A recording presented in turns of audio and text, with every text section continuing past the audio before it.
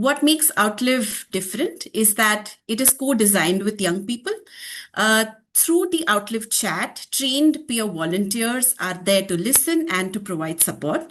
It is anonymous, confidential, peer-led, so one can reach out in real time and know that there's someone to listen to. Um, the purpose of today's session is to bring together voices from different perspectives. We have Arjun Gupta, who's a scholar, educator, advocate, who will be bringing the online lens. Big shout out to Arjun. We also have Asma joining in.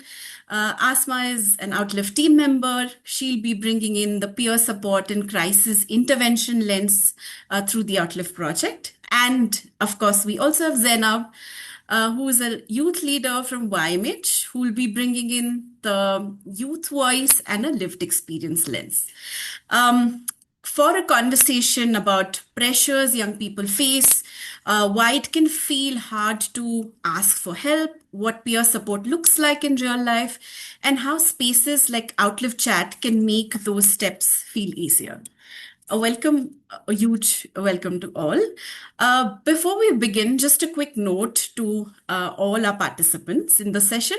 We will be talking about stress, pressures, mental health concerns. Although these are everyday experiences, but sometimes even simple conversations can feel a bit heavy.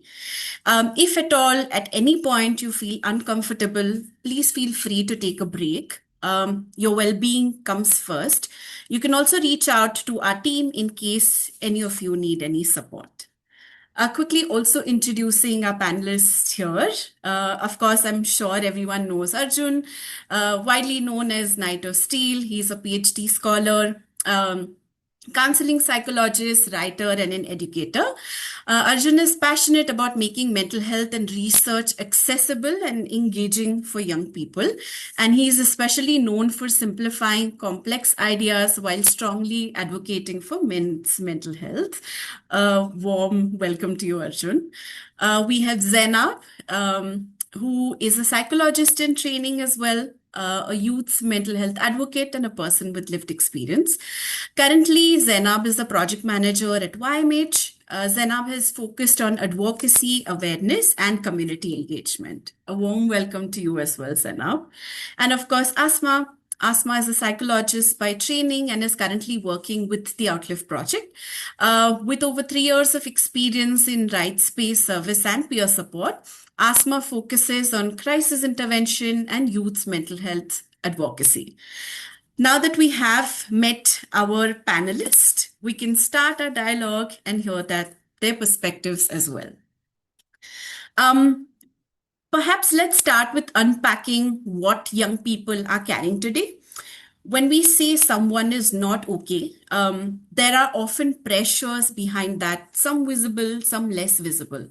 I'd like to hear from each of you today about what you see most often. Perhaps I'd like to begin with Arjun. I know, Arjun, you interact with a lot of young people online.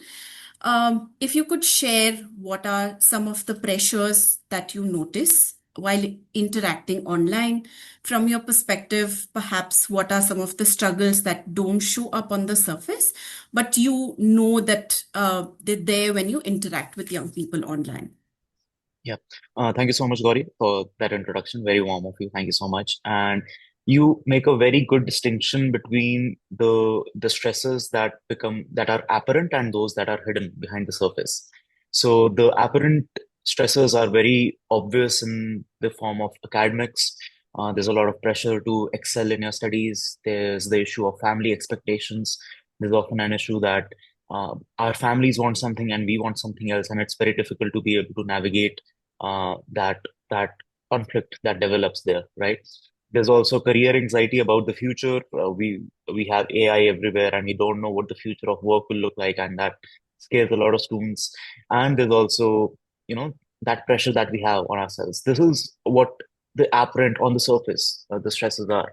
But when you go into the depth of things, try to understand the psychological side of things, I think there are two major issues that come up. There is cognitive overload, There's loads of information that students are consuming, that children are consuming, adolescents, young adults. They're not used to that kind of information. There's information coming from everywhere. We have this tiny brick with us that just gives us information about everywhere, from everywhere. And we're not built to be able to process this much information at the same time. So this leads to a huge cognitive overload where children are just where youngsters are just tired all the time. They're just tired. They have loads of brain fog. They don't know what to think about things. They don't know uh, what to say about things, what to focus on. So they'll have one reel which is about a very cute kitten, and the next reel will be about a genocide going on somewhere, and we don't know how to be able to handle those two things together, right? And at the same time, there's also a very distinct lack of identity in ourselves. So if there's any psychology students here, they might know about Erikson stages. So we see this play out in this age around 18 to 25, where we're building our own identity. We're building who we are, and we don't know who we are. And that can be very lonely. It can be a very lonely process to not know who you are, not know what you believe in, not know what you want in life. And this is the major conflict that we face in this time in our lives, that what are we doing here exactly, right? What kind of relationships do we have with the people around us? Are we going to live an isolated life? Are we going to develop strong relationships with them? So while on the surface the problems can be about academics, loneliness, relationships, under the surface most of the time it's about a fatigue that's cognitive and an identity that's not been built yet. Absolutely. I cannot relate more and agree with what you're saying, Arjun. Absolutely. That complete overload, like you said, just understanding what's happening. I think that is absolutely rightly pointed out. And while having said what you said, I'd also like to invite Zainab, who again belongs to the young people age group that we are speaking about. What I'd also like to know, Zainab, in addition to perhaps what Arjun shared already in terms of the career pressure, just trying to figure out and navigate what to do, and in general, that anxiety that comes within.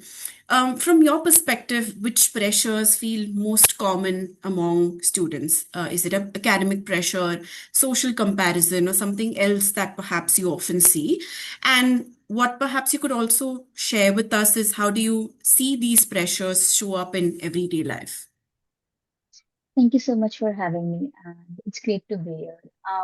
I think one of the key pressures that I notice when working with young people is uncertainty. A lot of it comes with the rapidly changing environment that we're in right now, be it the job market, be it academics, be it something as simple as conversations around just AI in our peer circle. And one of the key factors that came out was whether the skills that we're learning right now will they matter in the future. With the degrees we're doing right now, will they matter in the future?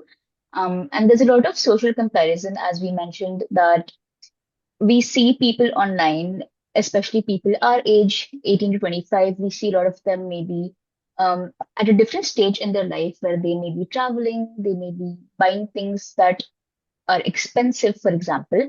And the main question that comes up is, how is this XYZ person doing this and I'm not able to?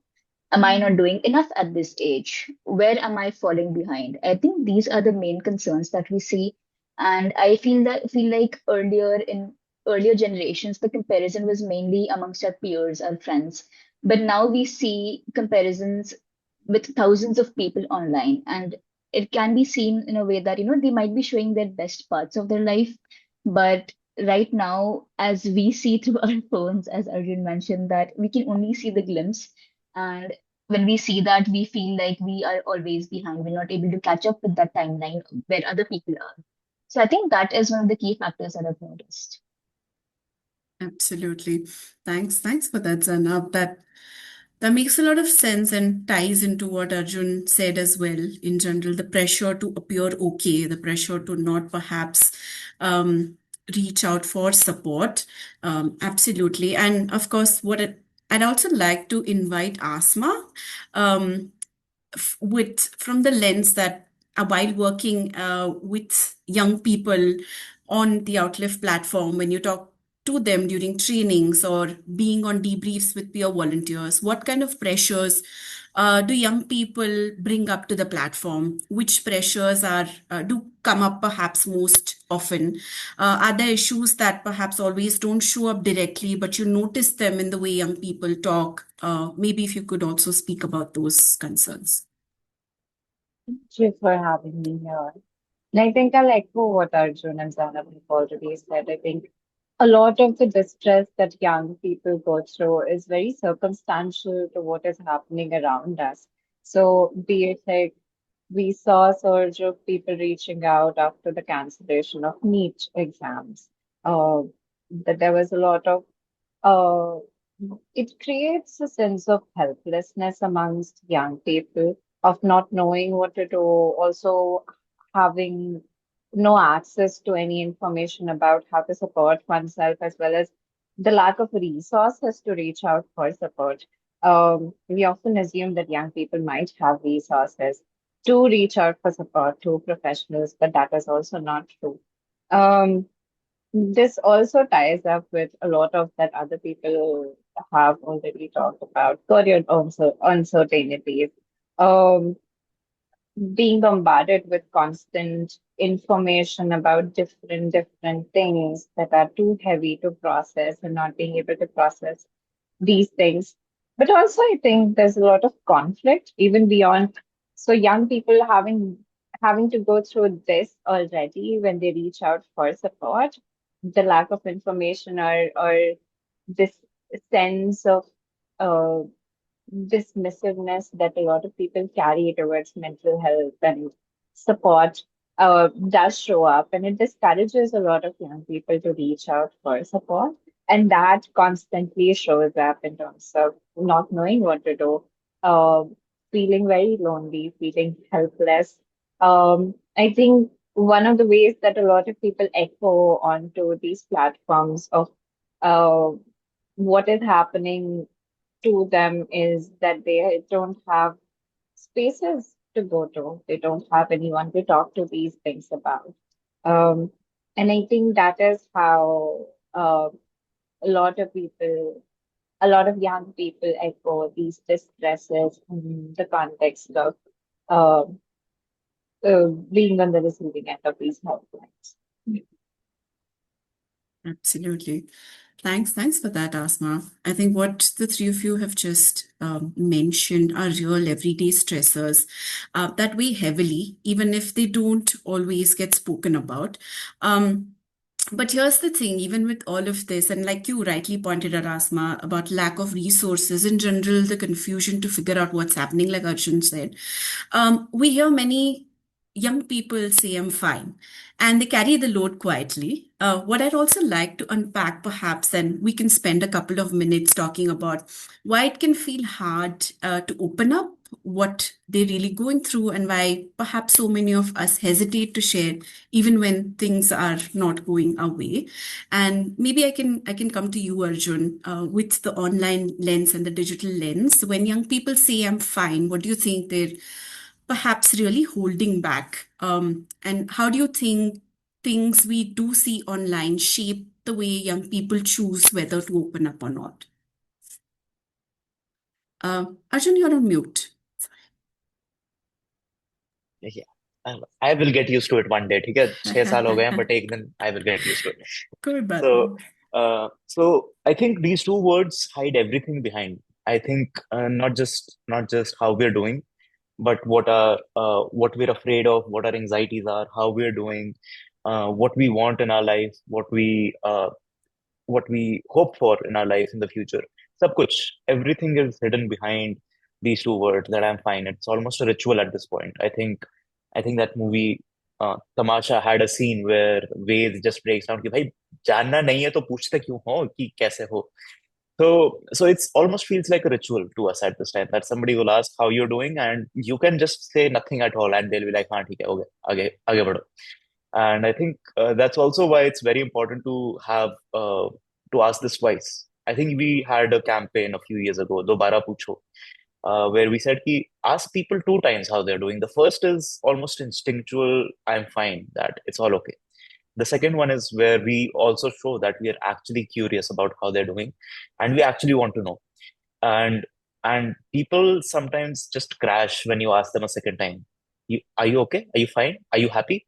And they're like, ये personal होने की जरूरत नहीं है, ठीक है, आप अपने काम से काम रखो. So there's a lot of I would call it stigma. There's a lot of apprehension about opening up. There's a lot of apprehension about sharing these things with others because we don't trust them. We're not sure about how this will be received on the other side. We're afraid of being judged, being ridiculed, being misunderstood. Uh, One thing I've heard very often in India is that we're afraid that somebody will use it as gossip, that somebody will tell it to somebody else, and then it'll become a whole thing for all of us. So it's better to just keep it to yourself than to open up to somebody, right? And I think what online world does is sometimes offer opportunities that it can be different. You can Yes. actually trust people. You can actually trust people and they will understand. ऐसे लोग होते हैं दुनिया में जिनको आप ऐसे कुछ भी बोल सकते हो एंड उनको ऐसे फर्क नहीं पड़ेगा. They won't judge you. They won't really misunderstand you. They're actually there to understand you. They're actually there to hear you out. So that's why these online stories that we share, these online spaces that we create, they're very important, where people feel comfortable enough, safe enough that we can say what we want to this person, and we know that we will be understood. So that's what's hiding behind these two words. I'm fine. I think all of us are hiding something behind them. I know I am. बाकी सबका पता नहीं. But that's what we have to overcome with time. We find some people who understand this, who are worth the trust, and we open up to them. Absolutely. Thanks for sharing that, Arjun. I completely agree to what you're saying, that when you have that space to open up where you feel that it can be a trusted space that Yeah. breaks that barrier for people to approach. And with that, perhaps I'd also like to invite Zainab, as a young person between 18 to 25 yourself, what makes it hard for young people to be honest about how they're feeling? And in general, within the circles, within your peer circles, how do you see this coming up? Um, so I think one of the key things that comes up is that they're not able to explain exactly, there's no reasoning behind sometimes what we're feeling, why we're feeling. And I think that does make it harder to answer the question, I'm not doing okay, maybe, or today is not a great day for me. Why is today not a great day for you? I think that why, having to explain yourself, having to have that answer ready might be one of the key factors that makes it hard to even talk about your feelings amongst your peers. And I do believe that at the moment, young people we have so much to do. We are so occupied all the time that even our friendships have taken a back seat. I've seen this conversation a lot of time amongst our peers that it takes like around 3 to 4 months to have one hangout because there's just no space. I feel like we have no space to just be, to relax, to talk to our friends. And all of the conversations become very transactional. They become about, oh, work is stressful. Oh, I'm not able to find a job. Oh, my master's is difficult. I'm busy for the next few months. So I feel like that can be one of the few things as well that makes it hard to even have that space, that friendship to open up and to talk amongst your peers. And I think that the comparison aspect really comes to shine here because we often compare our struggles. I think young people also hesitate to reach out to their friends because they believe that their friends have it harder at the moment. So why should I bother this person with my own problems right now? And I think that doesn't make our problems any less, but it also makes us feel more of a burden at the moment. And I think that can be where the hesitancy comes from, where we just go ahead with, oh, I'm doing fine. How are you? Because that can reduce the pressure on you to maybe also not have to explain yourself, and for the other person to also, you want to make them feel lighter. You want to have a good conversation at the end of the day when you're talking to your friends after a few months. So I think that can be why. Absolutely. Thanks for that, Zanav. I do see a lot of our young people in the audiences agree and relate to what you have to say. So clearly, it's true. I'd also like to invite Asma. I know that there's maybe a twofold lens with which you can answer this as a young person yourself, as well as somebody who's working with the Outlive project. From what peer volunteers share during trainings, during debriefs, what's usually happening behind when someone says, I'm fine? What patterns do you notice about why young people hesitate to share, and what reasons perhaps come up on the platform, if you can share about that as well? I think I will again echo what Arjun and Zainab said. Um, there is Outlook being, as we said, prevention project, and Outlook chat being a distress helpline in itself, which is chat based. When people are reaching out onto the platform, it's very crucial for us to unpack what is going on there. Because while some people could reach out to just have a chat and talk to other people, a lot of people might be reaching out for support in times of distress. Um, and I think it takes a lot of courage for people mm, to just show up and find such a helpline and reach out, but it's a whole another labor to explain what is going on their end. So just saying maybe I'm fine is like our default response for a lot of people. And as Zainab had said, we have multiple reasons to say that. Um, but I think the way that peer supporters usually respond to it is by asking simple questions of what brings you here. I know that you've said that you're fine, but what brought you here today? Is there something specific that you would like to talk about? And I think there's a lot of shame and fear that's associated with how their information is going to be processed. Where will this go? How will the other person respond to them? Um, there could be a sense of judgment coming from the other end. They might have received judgment from other people, especially while sharing um, uh, things about their thoughts of suicide. A lot of people are dismissive in a lot of ways. But just saying that you can get over this is not an option for you. But for a lot of people, that seems like the only option that they have to get out of their situation. And that's just to make this space safe and letting them know that whatever they share is going to be between the two of us and it's not going to go beyond this chat. And you can tell me what you want. And the chat also being anonymous on both the ends really helps the other person to be honest about their feelings. And us to also be able to create that safe space for the other person to just share whatever they want. All we need to do is to be present, grounded, and listening to the other person and not to share too much of what we think they should do. Absolutely. Thanks for sharing, Asma. I think what we've heard so far about the pressures pressures that young people carry and why so many uh, young people still say I'm fine, even when they're not, whether it's the fear of judgment or just wanting to look okay. But that's only just one part of the story. The bigger question is what helps young people move from saying I'm fine to actually opening up. What makes it easier to take the first step, whether it's talking to a friend, reaching out online, like Asma said, finding that support. What are the other ways? So perhaps let's take a couple of minutes to maybe speak about what makes it possible for young people to share and what they're really going through. Um, Perhaps again, coming back and starting with you, Arjun, from the online lens and the digital lens, what makes it easier for a young person to open up for the first time? I know that in the digital space, in your experience, onlines, memes, stories, or even DMs become maybe an entry point to share. And what do you notice about how young people share or hold back in these digital spaces? Yeah, I think it comes down to trust and safety again. If they believe that you're a trustworthy person, if they believe that you're a safe person, they will open up.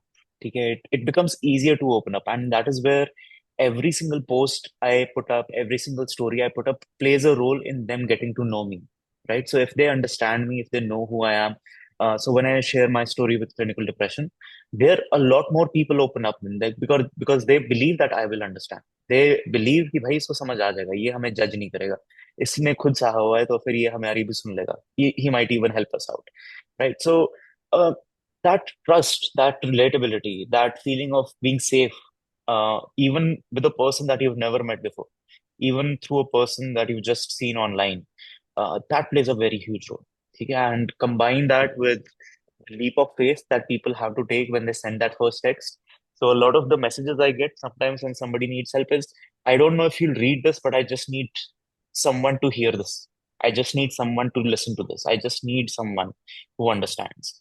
Um, that becomes very important. That trust, that safety, that leap of faith from them that यार अब इससे ज्यादा नहीं हो रहा, अब बोल ही देते हैं, ठीक है, अब क्या ही हो जाएगा. I think that they do a cost benefit analysis as well, that the benefits would be great, that I might actually be understood and feel better, and the cost would be very little, that maybe somebody will not see my message, right? So it's a very small cost with a very big upside. So it's very important to have these spaces online. The memes that I share, the stories that I share, the DMs, it all happens in DMs usually. So I'm expecting a few DMs after this as well. कि आप हमसे अकेले में बात करो, हमें आपको नहीं बताना, सब हमें सबके सामने नहीं बताना, ठीक है? तो so it really comes down to whether people believe that you're a safe person or not, whether people believe that you're trustworthy or not, whether it's a platform or a person. I think that's the foundation on which all of these things are built. Absolutely. Thanks for saying that, Arjun. I completely agree. And maybe what the perspective that Asma can help us understand, because Outlive is such a platform, like you rightly pointed out, Arjun, where it's support provided in real time. And what matters is for the young person to know that they're supported and this is a safe space. So what I'd like to invite Asma as well, based on your experience on and based on what peer volunteers share, what do young people usually say when they first reach out? What's the tone or the first words you often see? And maybe you could also speak about what do volunteers use to gently move past and find and give young people that space so that we ensure that they can speak more. So, thanks, Arjun. I think I think I also echo what Arjun had said, that it all boils down to making safe spaces, that making sure that the other person knows कि हाँ यहाँ पे जो भी आप share करोगे ये यहाँ से बाहर नहीं जाएगा, ये आपके अगेंस्ट इस्तेमाल नहीं किया जाएगा, ये यहाँ पे मैं अपनी दिल की बात कह सकता हूँ इस तरीके से.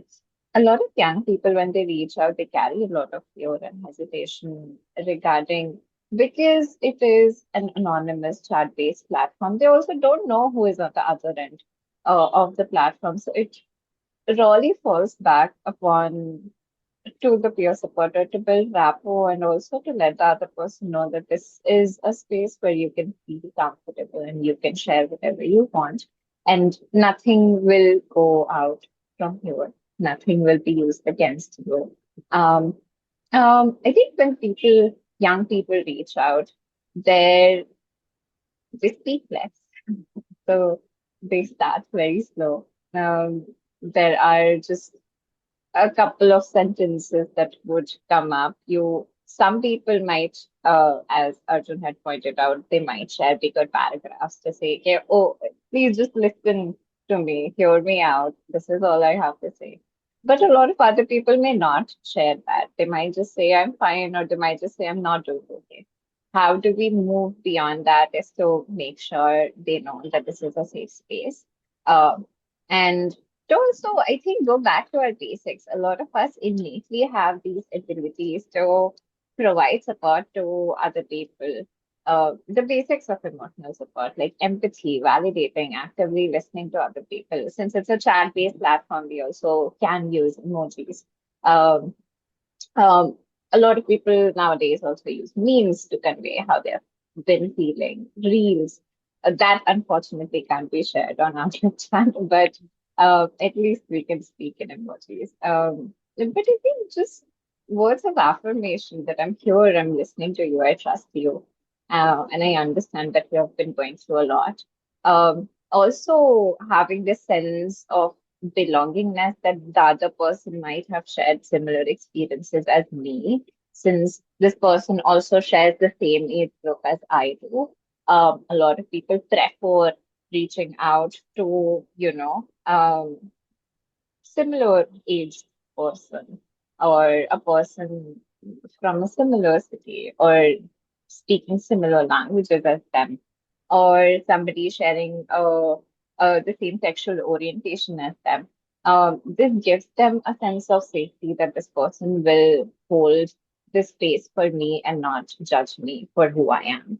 And I think that is very crucial to opening up spaces for young people to just endure and have this space for themselves. We don't have to jump onto anything else. All we need to do is to be present and listen to them.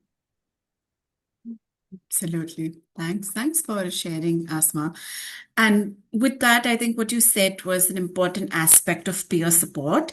And I'd like to go to Zainab. As a young person yourself, from your experience, what makes young people more likely to open up to a peer? What I'd like to also know is how do you notice about how they choose who to talk to first? How does it show up in the circles and your networks? Perhaps you could speak a little about that. Absolutely. I think what Arjun mentioned about the cost benefit analysis, that when we talk to peers, it feels like the stakes are lower. I think one of the key factors that makes young people hesitant to talk to adults, professionals, teachers, any family member is the loss of agency. That if, for example, I speak to my parents today, will they take away my phone, my devices, my connection to the world, just as an example? Uh, just because I told them I'm not doing well, or maybe because I'm not able to study, my grades are not great this semester because I was not feeling great mentally, etc. So I think that loss of agency is a very important factor that stops young people from wanting to seek professional help, wanting to talk to an adult person. Um, the other factor would be that uh, whenever in a lot of common experiences have been that adults usually give you advice, they usually provide solutions, and I think that is not the space that young people are looking for right now. They would want to just have somebody be present with them, sit with them, and if they just mention that I don't know what's wrong, something's not right, I don't feel great, and even hearing that, oh, I feel the same way, I get you, I understand you, that helps. I think instead of just jumping to solutions, just wanting to solve or fix their problem, that might also create that hesitancy in wanting to reach out to adults. And I also feel like that sense of dignity really matters. When young people do reach out for help, they don't want to feel like they are weak or incapable or they're not able to handle pressure. I think that feeling that way might, or even the worry that I might be made to feel that way by my family and my teacher, my professor, or doctor, might be something that might stop them from reaching out to adults. And I think that is why they reach out more to their peers, because they know that we are in the same boat, we're of the same age. They might just be able to understand me. They might just be able to understand my language. I don't have to explain myself to them as much. And I think that, of course, peer support does not replace professional help, but it is that one step towards just feeling safe enough to maybe think about seeking support in the future. Thanks. Thanks for sharing that, Zanab. I think what all of you have also shared is we just explored what helps young people take the first step. Opening up to a peer, like you said, reaching out online, like Asma said, finding that safe space to share. But opening up, like we know, is only the beginning. What really matters is what happens next. How does that support feel in the moment? Perhaps what we can deep dive into our last segment in the discussion is what does that actually look like? What makes someone feel heard, safe, and feel understood when they finally share what's going on and take that step from seeking that support? Maybe I can start with you, Zainab, continuing with how you explored and helped us understand peer support. When a young person opens up, what do they usually need most in that moment? How do we make someone feel truly heard? I think, for lack of better words, what young people might need is the permission to not have everything figured out. That, for example, if I am going to somebody and I am saying that I don't feel great, I had a bad week, So the question I might get is, so what did you do to make yourself feel better? Maybe nothing. Maybe I just am feeling bad. Maybe it just hasn't been a great week. And I think that that need of not having to explain yourself to justify why I'm struggling, why I'm having a bad day, why I don't have a solution yet. I think just to reiterate that fact is very important. And sometimes I'm just not feeling great. Sometimes I just don't know how to fix things. And I think it might be messy, it might be chaotic, but sometimes having that sense of safety that I can be in this mess right now and I can figure out things later. And I just have somebody who can sit with me through this mess and can help me figure out how to get out of it maybe when I feel ready to. So I think that I don't think young people would be comfortable with being pushed to do things to, make their situation and make themselves feel better. So I think I believe that space to just be in that chaos and that mess that we feel is very important to sort of figure out the next steps. Absolutely. I agree. Like you said, having the autonomy and the agency, but Yeah. also to let them know that, we understand, we care, and if at all you'd like to seek Yeah, that support, we're around. But like you said, absolutely. not getting into that solution giving or an Mm. advice Yeah. tendency. Absolutely. Thanks for that, Zanab. Coming to you, Arjun, I know that with again engaging with young people online and in the digital space, you see young people expressing themselves every day. From your perspective, how do young people know that they're being heard in digital spaces? Is it through comments, reactions, uh, through how they respond, their replies, and what kind of responses perhaps makes them feel supported online, in your experience? I worry a bit about sharing your experiences online because um, it can feel very bad when you don't get any responses. When you share something to, even if you have 50 followers, even if you have 100 followers, even if you have 10 followers, you share something very deep with them and you don't hear anything back. You just don't know if you've been ignored or if somebody saw it and then they just ignored it, or if nobody saw it. That scares you. That's very scary. भाई हमने तो express भी कर दिया, आप क्यों ignore कर रहे हो? um, I think it's very important that you express yourself in places you know you will be heard. I think there are very few spaces, especially on social media, but the places that there are, it's usually one to one.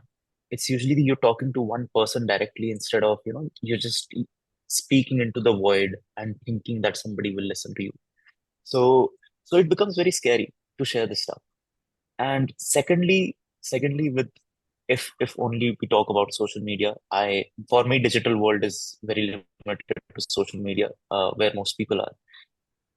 There's also an issue that people start sharing more and more personal details in order to get those likes again and again and again. You get addicted to those things, that high of something resonating with others. And you just want to hit that high again and again and again. So it becomes less about expression and more about validation, which again can be very troublesome for a young person, where one problem is being replaced by another, right? So what I will say is that let's go back 10 years, 9 years, when I was going through very severe clinical depression. I first posted the story on Instagram. Okay, I thought that somebody will notice it here, but Instagram is a visual based thing. People don't read it. Nobody noticed. That was I had 50 friends at that time, 50 followers at that time there, and nothing, absolutely silence. And I was like, भाई कुछ नहीं होगा मेरा, मैं ऐसे ही रहूंगा हमेशा हमेशा के लिए, किसी ने नहीं देखा ये. Then I went on Facebook. I shared it on Facebook and I shared it on Reddit. Okay. There, the response was so different. It was so human. It was so heartwarming that it actually made me feel, hey, this was the right thing to do. I did the right thing by expressing myself. I did the right thing by sharing these things with these people, right? So it really becomes a matter of the platform where you share Mhm. your story. And these things usually happen in the relationships that you build, the camaraderie that you build, that happens on one-to-one conversations, comments, DMs, that kind of stuff. That's very important. Absolutely. Thanks for that, Arjun. Just building on that, आप जब communicate करते हैं और young people reach out to you for seeking that support or seeking that validation, what in your responses or your conversations lets them know that they're being heard or supported, and what do you ensure to let them know that this is genuine? So maybe if Mm. you could also speak about that. I don't think I can show how it is genuine. मतलब, for me, it is genuine. So I think just the way I hope that I can come across as genuine whenever I respond. Uh, I just try to understand that this must be a difficult situation. And most of the time, I'm the first person that they're sharing this with, especially with young boys. Uh, a lot of times I get those DMs कि भैया मैंने किसी को नहीं बताया, बस आपको बता रहा हूँ, आप किसी और को मत बताना, आप बस सुन लो मेरी बात, ठीक है? तो they don't want to hear कि सब ठीक हो जाएगा, या तुम ऐसे कर लो, तुम वैसे कर लो. I think Zainab also mentioned that they're not here for solutions. They first want to be heard. They first want to be just they want that burden off of them, right? So you just listen. You just listen to them, even if it's on DMs. You sometimes you just try to get into their shoes, try to show that you understand what this is like, that it is difficult. There's a reason I didn't go into counseling as a profession. ठीक है? So I don't know the names of the skills, but I know that I have them, and that's what it's about. It's about that sincerity and that genuinity that helps them. Absolutely. Thanks for that, Arjun. And I'd also like to invite Asma, and this is again from the lens of interacting with young people on the Outlive platform, of the volunteers, of what the volunteers share, what kind of responses help young people feel comfortable, supported when they open up, and how do volunteers create a space where young people feel okay to continue sharing?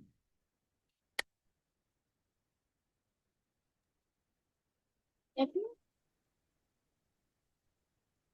all you have to do is to be a lot of us possess a lot of skills that are very innate to us, that are very human, that um, we do brush up these skills in trainings and we learn how to really verbalize it in the context of a chat.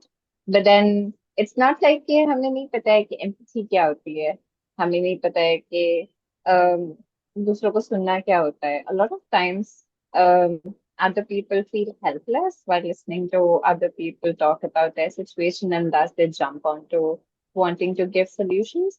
Uh, but we, as Zainab had also shared, in the process, we stripped the other person of their agency. We assume that the person may have not tried this already. They might have tried a lot of things. We are very intelligent, wise beings. We know how to deal with our situations. And of course, if a person is in a lot of distress, they might have done or tried many or other things. So I think all that we need to do in that moment is to just be present with them, to listen. हमारे पास अगर ज्यादा कुछ नहीं भी है बोलने के लिए, yeah, even if we don't understand their situation, often volunteers talk about this in debriefs that uh, we see that we don't have to be we don't have to lie about knowing about or understanding their situations. We can just say that I can't even imagine being in that situation, but I'm here to listen to you. And that is what matters to a lot of young people. It's not that her experience जो हम share करते हैं वो दूसरे लोग भी share करेंगे even despite of being a young person. But then all they need is somebody to be open enough to take in what you have been saying or what you want to tell them. So those things, and I think also we keep on reiterating this within our circles as well, that if emotional support is all they need, even if a person is at risk of suicide or is in a lot of distress, if emotional support is all they need, then so be it.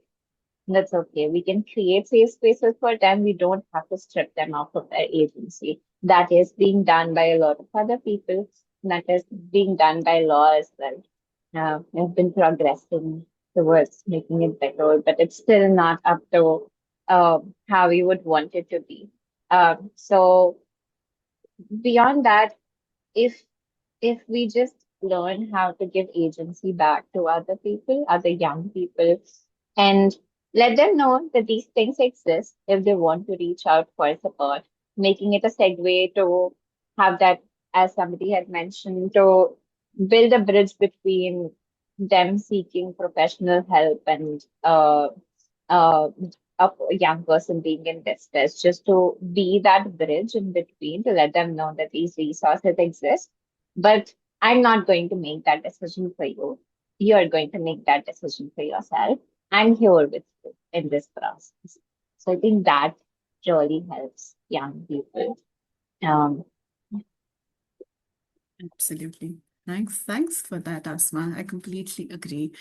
Um, I think within a short span, we've traveled through quite a journey together. I think we spoke about the pressures young people carry, the weight of expectations, and silent struggles.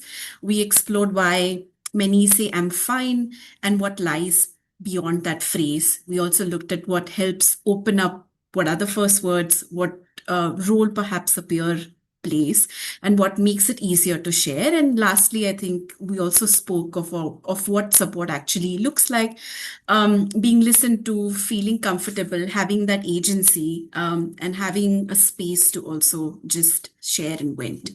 As we close this panel, and I hand over to Asma as well, I want to leave you all with this, that support doesn't always mean having all solutions. Sometimes it simply means being present, listening, and reminding each other that we don't have to carry things alone. Um, a big thank you to all our panelists, and thank you to all of you for being part of this conversation. Let's keep building spaces where opening up leads to connection.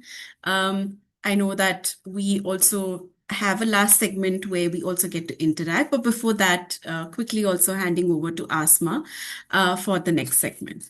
Thanks, everyone. yes, will you be able to share your screen? So in this segment, I'll be introducing all of you to the love and labor of Center for Mental Health Law and Policy, which is Project Outlive. It's a youth suicide prevention project that, as it was shared by Gauri. Um, so what we try to build here is to have young people talk about what they need. The project in itself was developed with a lot of co-designing, including young people advisory groups, where they shared how they feel supported in times of distress and what would they like to be in services that cater to them. So Outlook has three components. I'm going to be addressing the peer support program, but it also has um, uh, an advocacy fellowship that works with policymakers to equip young people to engage with suicide prevention policy making and mental health policy making in general. So if that's something that interests you, you can check it out. We do a lot of campaigning, a lot of outreach that is supported by BioMench, and a big thank you to them as well. But we also have a peer support training program where we recruit young people. We invite a lot of young people to learn how to provide support to both themselves as well as others. Um, and they provide support to others through a chat-based medium called Outlive Chat. So it's designed for young people by young people. We have a 30 to 40 hour online training process where we try to learn how to um, what skills can help a person in distress. We also learn about assessing the risk of suicide, making referrals, and self-care, which is equally important. To learn how to also provide support to oneself in this process, there is active mentorship by peers called peer mentors, who belong to the same age group, and we have also created a network of referrals, which are mostly cost effective, keeping in mind that a lot of young people need support from resources that have to be cost effective. So this is the banner. If any of you are interested, I would like to open this up to you. to come and join us and be a part of this initiative. This is Outlive Chat. It's a distress chat-based helpline.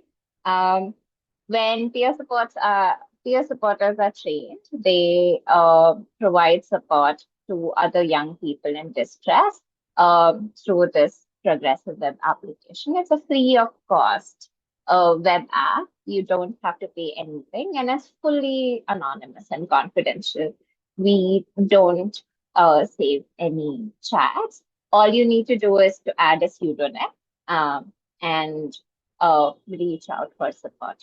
And we also have self accessible resources, not just if you don't feel like talking to somebody, you can access all of the resources by yourself. There's a tool called Safety Plan, which a lot of young people or anybody can fill when they are in distress, and this helps you when in moments of crisis to deal with the crisis situation in a better manner. There are a lot of self-care tools that are also that have been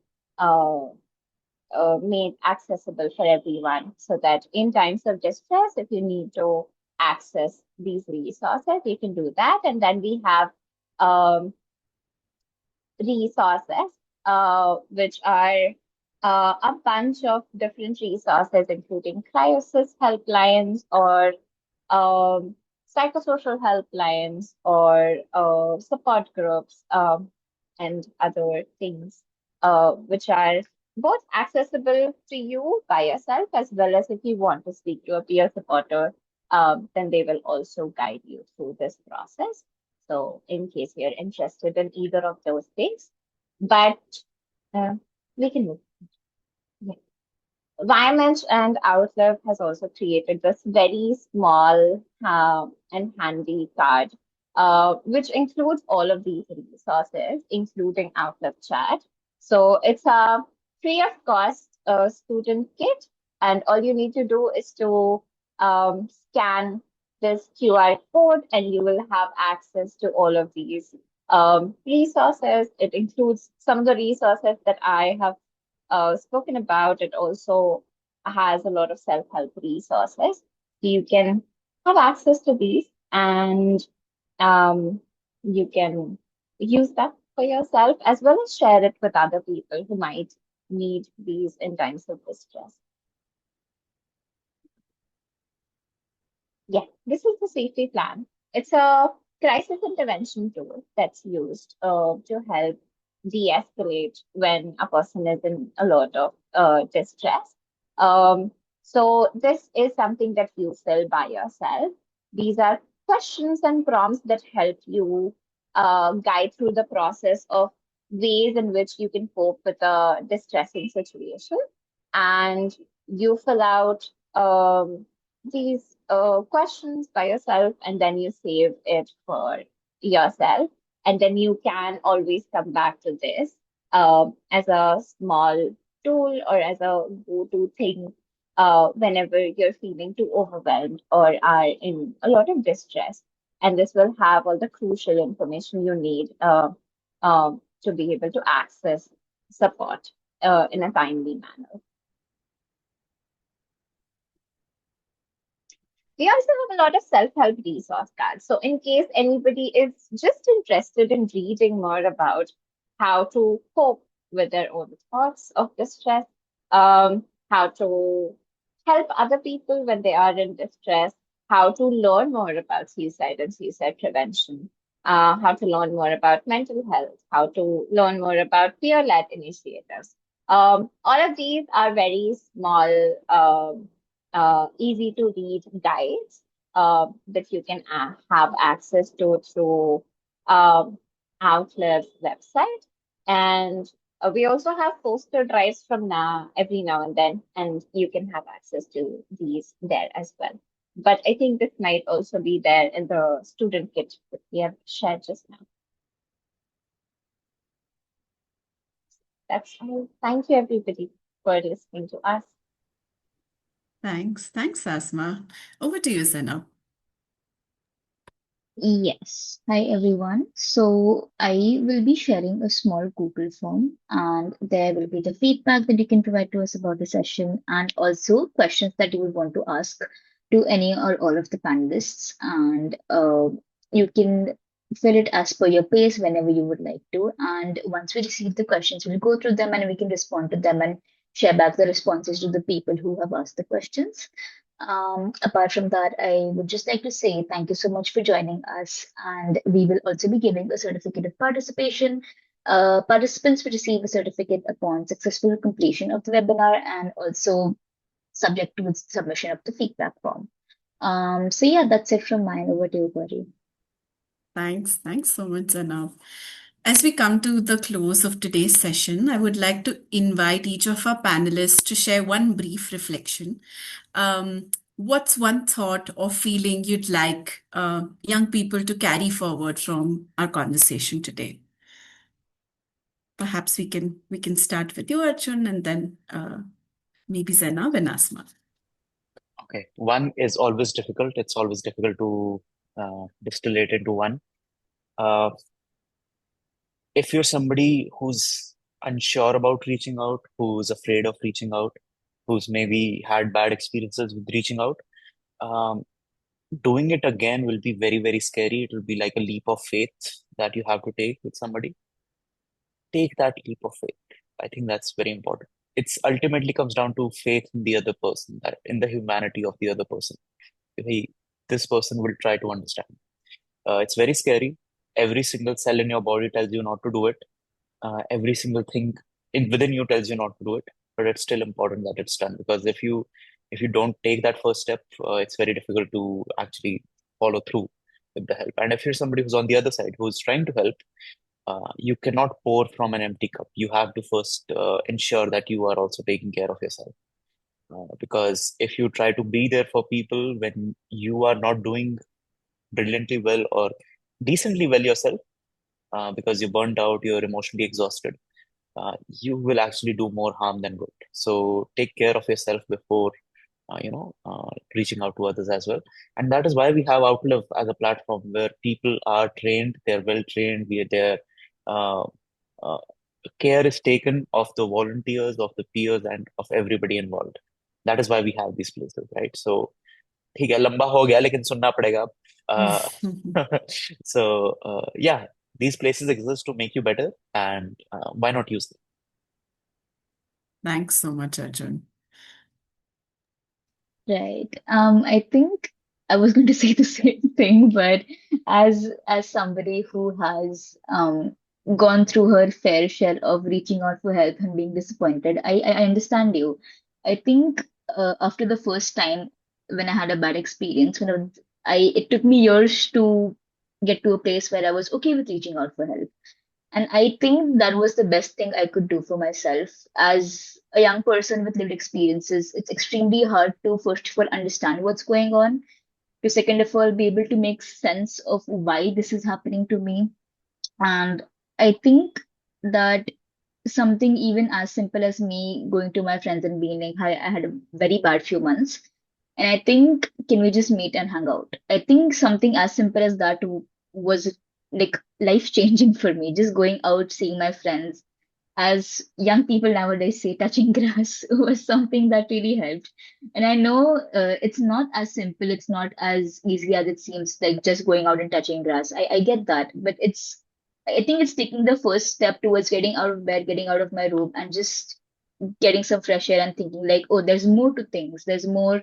And I do believe that speaking to a therapist, speaking to my peers, was one of the best things that I could have done for myself. And I think that it might be extremely hard, but finding that space where somebody can listen to you, where somebody can even affirm what you're thinking or just understand you is very important.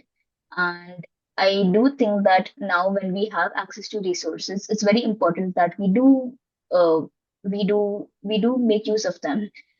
And and that as we often hear that you are not alone, you are not alone. And I do think that that is what's most important, to feel that we are not alone.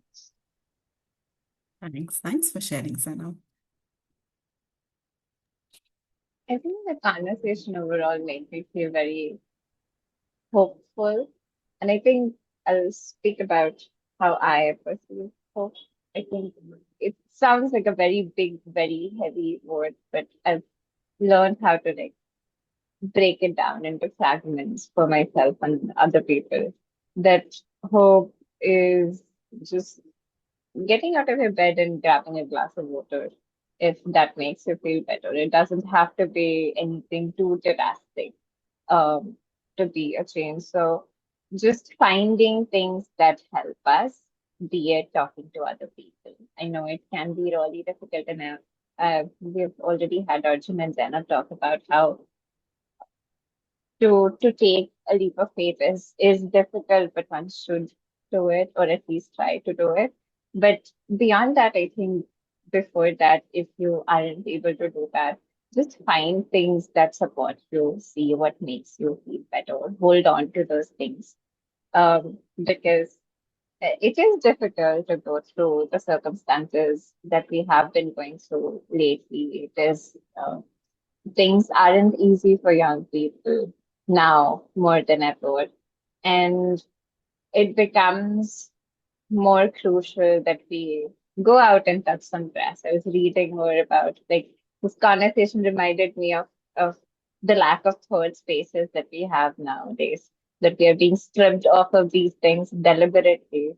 And which makes me feel like we would want to hold on to these things even more so than ever. So go out at some grass, walk bare feet,